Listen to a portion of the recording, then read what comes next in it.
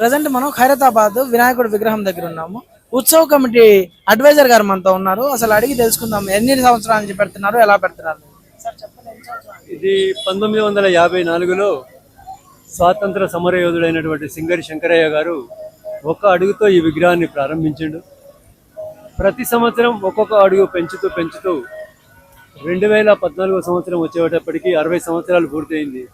అప్పటికి ఈ వినాయకుని ఎత్తు 60 అడుగులు. దాని తర్వాత గణేష్ ఉత్సవ కమిటీ చైర్మన్ అయినటువంటి స్వర్గీయ సుదర్శన్ గారు మూడు సంవత్సరాల కింద స్వర్గస్థులయ్యారు. ఆయన అప్పుడు అన్నది ఏంటంటే ఒక్కొక్క అడుగు తగ్గిద్దాం వినాయకుడిని. అలా ఒక 4 సంవత్సరాలు తగ్గించినాం. 5వ సంవత్సరం వచ్చేటప్పటికి అప్పటికి భక్తులందరూ ఏమన్నారంటే, వినాయకుడు మీరు తగ్గిస్తూ పోతే చిన్నగా అవుతాడు, వినాయకుడిని ఖైరతాబాద్ వినాయకుడిని మేము చిన్నగా చూడదలుచుకోలేదు, వినాయకుడు పెద్దగా ఉంటేనే బాగుంటుంది అన్నప్పటి నుంచి మళ్ళీ ఆ సంవత్సరం నుంచి 60-65 అడుగుల వరకు తీసుకొచ్చినాం. గత సంవత్సరం 69 అడుగుల వినాయకుడిని పెట్టడం జరిగింది.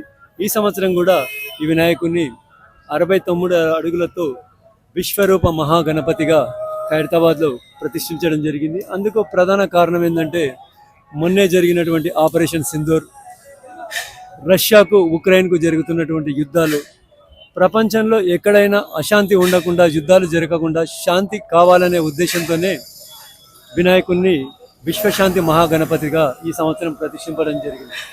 సో విన్నారు కదా, మీరు కూడా ఒక్కసారైనా ఖైరతాబాద్ వినాయకుడిని వచ్చి దర్శించుకోండి.